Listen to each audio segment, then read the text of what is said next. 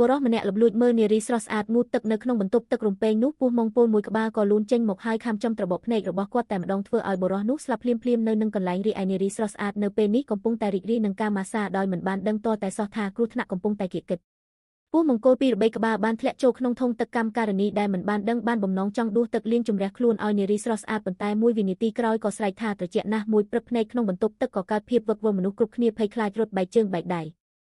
រីឯកម្មការនីនោះមិនយូរប៉ុន្មានក៏ត្រូវបានផងពួកខំស្លាប់ទាំងរស់ឃើញថាកន្លែងនេះមិនគួរនៅយូរទេតួឯកស្រីសៀកឈីងបាន3កូនស្រីរៀបចំដកថយប៉ុន្តែមិននឹកស្មានថានៅមាត់ទ្វារក៏លេចចេញពស់ថ្លាន់យៈពីរទៀត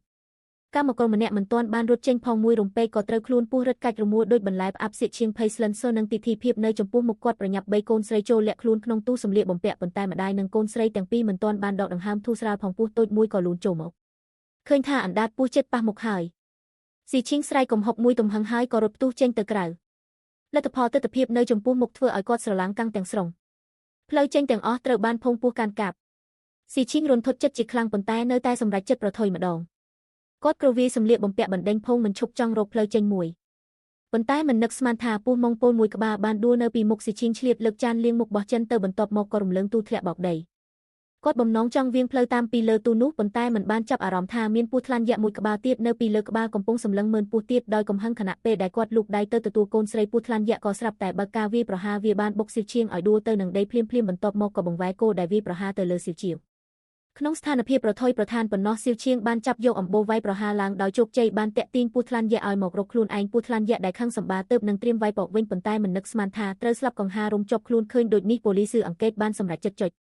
Full stop ភ្លាមហើយកែសម្រួលល្បឿនខ្យល់ទៅកម្រិតអាក់បលម៉ាជាមួយនឹងល្បឿនបង្វិលកាន់តែលឿនឡើងពស់ថ្លាន់យៈទីបំផុតក៏ទ្រាំលែងបានហើយហក់ចេញទៅខាងក្រៅភ្លាមនៅពេលនេះខាងក្រៅរោងចក្រពោពេញទៅដោយពស់ខ្មុំពស់រីឯអ្នកផ្ដើមហេតុការទាំងកក់នេះគឺលោកមេបញ្ជាការសន្តិសុខរោងចក្រជួនគឺគាត់ដើម្បីលួចស្បែកពស់រកប្រាក់កម្រៃហេងសាថែមទាំងប្រើគ្រប់មធ្យោបាយចាប់បានពស់ថ្លាន់យៈមួយក្បាល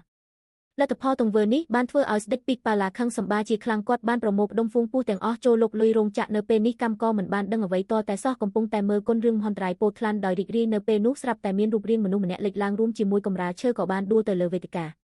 អ្នកទាំងអស់គ្នានៅតែគិតថាជាអ្នកណាកំពុងលេងសើចទើបតែរៀបនឹងដើរទៅពិនិត្យពស់ថ្លាន់យៈមួយក្បាលក៏លូនចេញពីក្រោមឈើមាត់របស់វានៅតែបន្តបញ្ចេញអណ្ដាតអ្នកទស្សនាខាងក្រោមភ្លាមក៏ភ័យរត់បែកជើងបែកដៃនៅសល់តែលោកតាជនជាតិចិនម្នាក់ដែលនៅតែក្នុងស្ថានភាពស្រវឹងប៉ុន្តែមិនយូរប៉ុន្មានគាត់ក៏ក្លាយជាចំណីរបស់ពស់យៈរីឯលោកនាយកនៅពេលនេះកំពុងតែលេងសើចជាមួយជំនួយការស្រីមិនបានដឹងអ្វីតតែសោះអំពីអ្វីដែលកំពុងកើតឡើងនៅខាងក្រៅលុះត្រាតែគាត់ងើបមុខឡើងទើបដឹងថាក្នុងបន្ទប់ពោពេញទៅដោយពស់មង្គលអ្នកណាទៅដឹងថាបុរសម្នាក់នេះជាមនុស្សកំសាកថែមទាំងបោះបង់ជំនួយការស្រីហើយរត់គេចខ្លួនទៅបាត់បងស្រីដែលទើបដកក្រវ៉ាត់បិទភ្នែកចិនក៏ស្រែកយំយ៉ាងខ្លាំងនឹងទិដ្ឋភាពនៅចំពង់មុខលុះត្រាគេគាត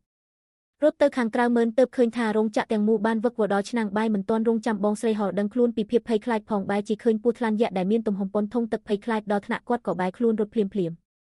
រីឯកម្មករខាងក្រោមវិញក៏ជួបគ្រោះថ្នាក់ដែលប្រឈមមុខនឹងពស់ថ្លាន់យៈដែលមកដល់ភ្លាមពួកគេមិនអាចគេផុតបានតែសោះអាចត្រឹមតែរត់បែកជើងបែកដៃដូចជាសត្វរួយគ្មានក្បាលនីយៈដែលអត់មាននិយមដើម្បីតែរស់ថែមទាំងរួនកម្មការនីស្រីម្នាក់ចេញទៅកម្មការនីស្រីដ៏គួរឲ្យអាណិតក៏បានស្លាប់បាត់បង់ជីវិតបែបនេ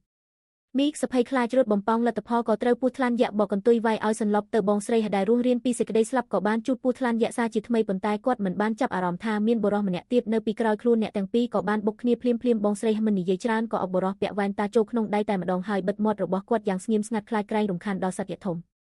ប៉ុន្តែពួកគេមិននឹកស្មានសោះថាសត្វនេះគឺជាស្ដេចពស់ពីរ៉ូប៉ាបុរសពាក់វ៉ែនតាបានប្រាប់បងស្រីថាកុំឲ្យបញ្ចេញសម្លេងលទ្ធផលមួយវិនាទីក្រោយគាត់ក៏បានជន់លើដៃគោដែលនៅនឹងដីសម្លេងនេះបានរំខានដល់ស្ដេចពស់ពីរ៉ូប៉ាតែម្ដងអ្នកទាំងពីរភ័យខ្លាចក៏បែរខ្លួនរត់ភ្លាមស្ដេចពស់ពីរ៉ូប៉ាក៏ដេញតាមពីក្រោយមកដែ